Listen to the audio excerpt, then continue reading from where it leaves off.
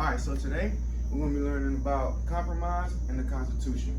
All right, and we building off what we was working on last week with the Articles of Confederation and the Shades Rebellion, things like that. All right, cool. But before we dive in, I just want to give y'all a quick little thinking, like a little do now to get the juices flowing about compromising, what compromising is, and what it even looks like in a real life setting, right? All right, so first thing to do. So imagine your class is planning a field trip, right? Half of the class wants to go to Six Flags and the other half wants to go to the beach. What could you do to make sure everyone is satisfied? Now, before you answer me, I would like you to jot down, I'm gonna give you about a minute and a half or so. You're gonna jot down a couple ideas on your paper on how we can make this compromise, how we can make sure everybody get what they want. Sorry, I'm gonna get you guys a pencil really quick.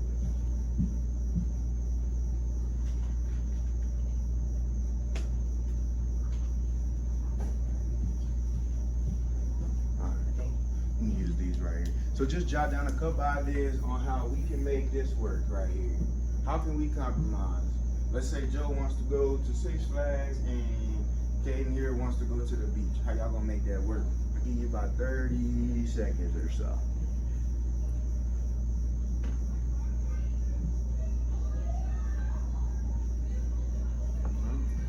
I see Josiah actively writing. Thank you, sir.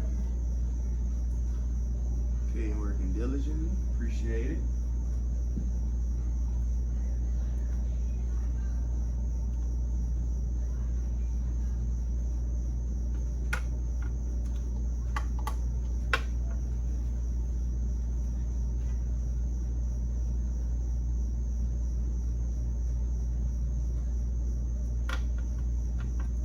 Seems like everybody done. Let's keep it going. All right, so here we have, what you got? You want to share first, Kate? Yeah, I was thinking that we can split it, that I can go to the beach and then with one of the teachers, and then Josiah can go to the Six Flags with one of the teachers. We can maybe split it up instead of going to the same place. Okay, so your plan is, let's split up. If there's more than one chaperone there, let half the group go to the beach, let half go to Six Flags. And everybody get what they want in there? Yeah. Sound like a good compromise to me. What you thinking, Joe? What you got like that? They could take a vote and like choose one. Okay, so they could take a vote and choose one. All right, I like that. And now with that vote, it makes it a little, will everybody be satisfied? But will everybody respect the vote?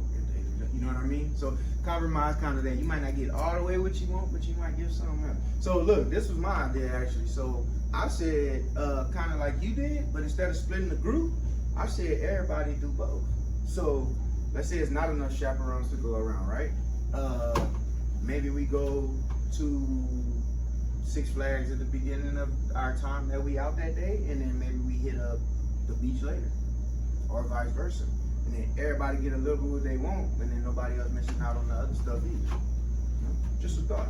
When you compromise, as long as you can find a way where everybody's happy, you did something good, right? All right, so getting into that. So before we even get into the Constitution and all the compromise that went into the Constitution, I'm gonna introduce y'all to a little bit of vocabulary here. See, y'all gonna run across these words in your readings, even in the prompts that we do coming up, right? So y'all know how I like to do it. Anybody want to read this first one? Just nice and loud so they can hear you. An agreement in which each side gives up part of its demands to each of as to reach a solution. Is that what we just did with the Six Flags and the thing, right? You get that? All right. Representation. Joe, take that one.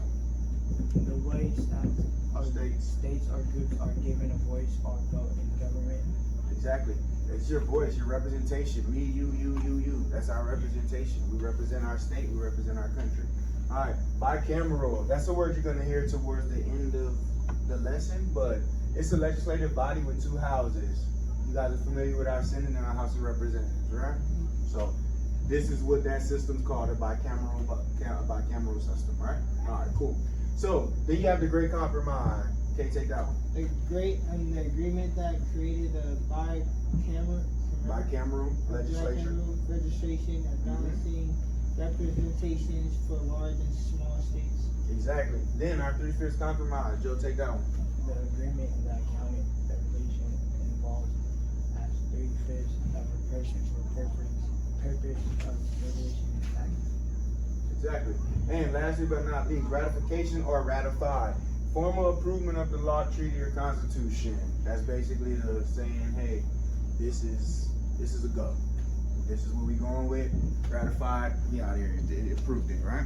So, first thing we'll do, let's cover the old stuff first. So, last week we did Articles of Confederation, right? We learned how that was, right? So basically we knew that it served as the first constitution of the United States. However, it was very weak in the way that it was built, right? All right. So there was no president, there was no leaders, there was no Supreme Court, right? There was nothing to law the people and keep everyone in line, right? So it got so bad that the National Congress was so weak that they could not even collect taxes anymore. Sound familiar from me? Also, y'all remember touching on Shays' Rebellion as well. Each state had their own money currency, right? So we didn't even know the value of money at the time because everybody had a different currency. All right, and this caused farmers to end up getting taxed badly, which they racked up a bunch of debt, and so they took their frustrations out on the courts, right?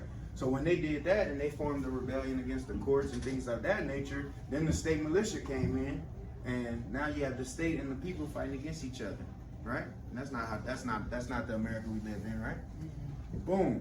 So it got so bad that the Congress would say, hey, we need a convention. We gotta set this right. We have to make sure that everybody getting what they want. We have to compromise, right? Word of the day, guys. So that leads us to the Constitutional Convention. Sorry about that, guys. So a meeting, it was held May 25th, 1787 in Philadelphia. This is where the delegates from the states, they wrote the Constitution, guys. 55 delegates showed up from 12 states. Right? Is it 13? It is 13 states. You was right. At that time, it was 13 states. However, Rhode Island did not attend. They didn't think they had to be there. They felt that they were okay by themselves doing their own thing. So Rhode Island didn't attend. So that's why you had the 12 states here. And basically, all came out of this meeting was how are we going to run this government? All right. So now that we're at the convention, there were two plans that got proposed to everyone. Correct. So, it was the Virginia plan, mostly spearheaded by James Madison. That plan favored people over states, all right? And their whole plan was to the number of representatives that you have for each state was based on your population, right? So, that leads us to the New Jersey plan, right? Which mostly was spearheaded by William Patterson. Now, this favored states over people. Every state received the same amount of votes. The same number of representatives, sorry. All right, so when we're dealing with large states and we're dealing with small states, which of the two do you think would have been cool with the Virginia plan? The larger states. And why would that be, Kay? Because they were based on population. Based on population, so they would win more, they would get more representation because they have more people, right? Now, obviously, that's not fair for the small states. That's why this New Jersey plan, which most likely it would have, and it would have been more small states would agree with this plan, right? Because it gives them an even playing field to hang out with the larger states, or even to get their stuff up through, right? So now, small state. Let me take that back for you. So, talking about this and getting the same number of representatives, right? Larger states just have more people, correct? Smaller states don't. However, some of the smaller states were in the South, which brought us to another compromise that we had dealing with the debates around slavery.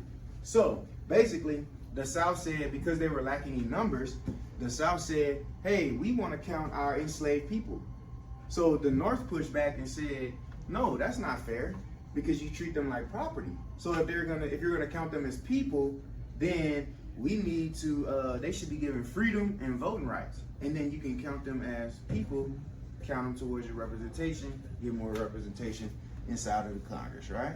So with knowing that, we're gonna stop for a quick second, take all that info in.